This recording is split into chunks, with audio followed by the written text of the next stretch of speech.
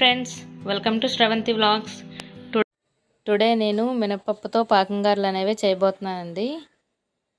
దానికోసం ముందుగా మినపప్పు అనేది నానబెట్టుకుంటున్నాను. నేను ఒక పావు తీసుకున్నాను.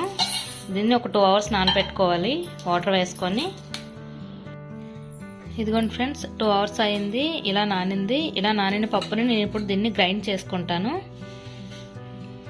గ్రైండ్ చేసే ముందు పప్పుని ఒకసారి వాష్ చేసుకొని మంచి వాటర్ వేసుకొని గ్రైండ్ చేసుకోవాలండి.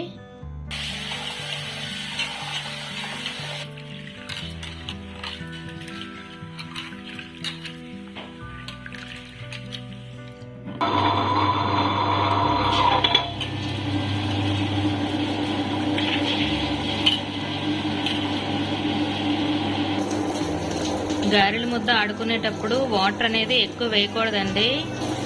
వాటర్ అనేది ఎక్కువ వేస్తే ముద్ద పలచగా అయిపోయి గారె షేప్ అనేది సరిగా రాదు. అలాగే ఆయిల్ కూడా ఎక్కువ పీల్చేస్తుంది.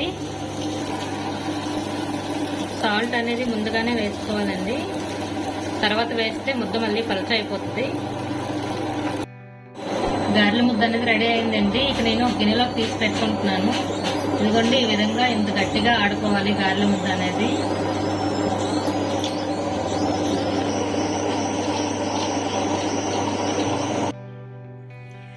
ఇదిగోండి, ముద్ద అనేది ఇలా రెడీ చేసి పెట్టుకున్నాను. ఇందులోకి ఇప్పుడు నేను కొంచెం నూకని యాడ్ చేసుకుంటున్నాను.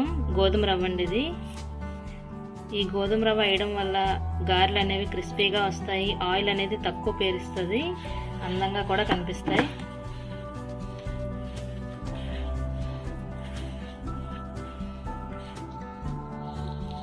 గారెల ముద్ద ప్రిపరేషన్ అంతా అయిపోయిందండి. ఇంకెప్పుడు గారెలు వేసుకోవడమే. స్టవ్ ఆన్ చేసి ప్యాన్ పెట్టుకున్నాను.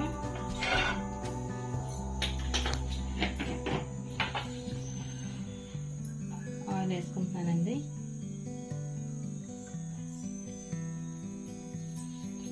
ఆయిల్ అనేది బాగా హీట్ అవ్వాలి. ఆయిల్ అనేది బాగా హీట్ అయిందండి. ఇంకా గారెలు వేసుకుందాం. కొంచెం వాటర్ తడి చేసుకుంటూ వేస్తే నీట్గా వస్తాయి.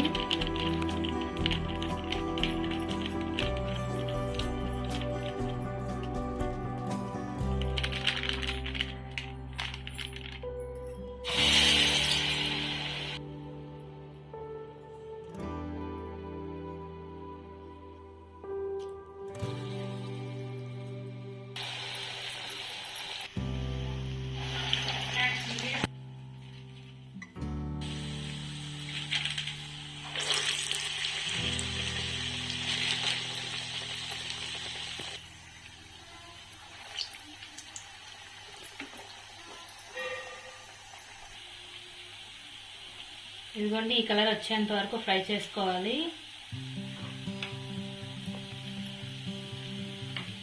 టూ సైడ్స్ కూడా గోల్డెన్ కలర్లోకి రావాలి.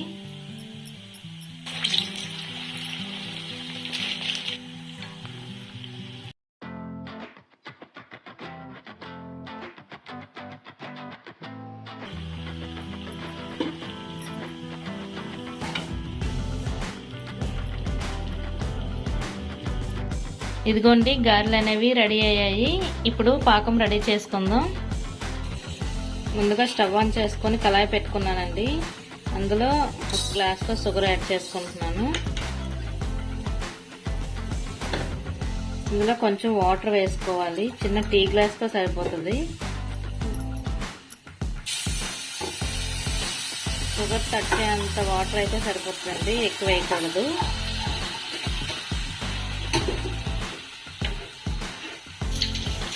పాకం వచ్చేంత వరకు ఇలా తిప్పుతూ ఉండాలి, కలుపుతూ ఉండాలండి.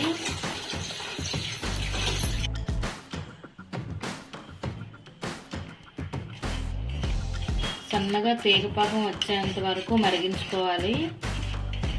ఎక్కువసేపు కూడా ఉంచకూడదండి. గట్టిగా అయిపోతే పాకం అనేది గారెలకి అంతగా పట్టదు, లోపల వరకు వెళ్ళి జ్యూసీగా ఉండవు.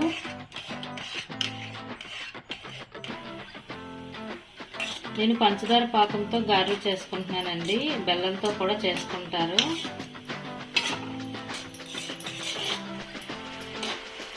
ఇదిగోండి, పాకం అనేది రెడీ అయింది. మనకు తెలుస్తుందండి. ఇలా పట్టుకొని ఇలా అంటే జస్ట్ ఇలా ఉండేలా కొంచెం థిక్నెస్ వచ్చేలా ఉండేలా చూసుకొని ఆపేయాలి. ఇప్పుడు ఈ గారెలు అనేవి పాకంలో వేస్తామండి. ఇంకా స్టవ్ ఆఫ్ చేసుకుంటున్నాను.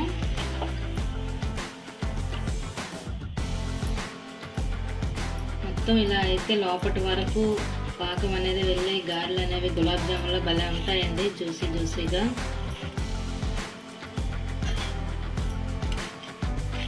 మొత్తం పాకం అంతా గారెలకి స్ప్రెడ్ అయ్యేలా మొత్తం తిప్పుకోవాలి గారెలు అనేవి.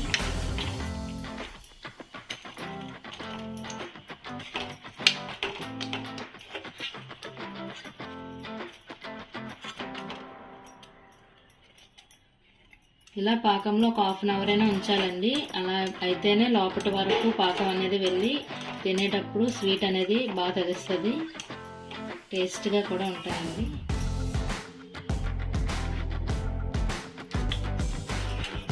మొత్తం పాకం అంటుకునేలా ఒక 5 మినిట్స్ ఇలా కలుపుతూ ఉండాలండి.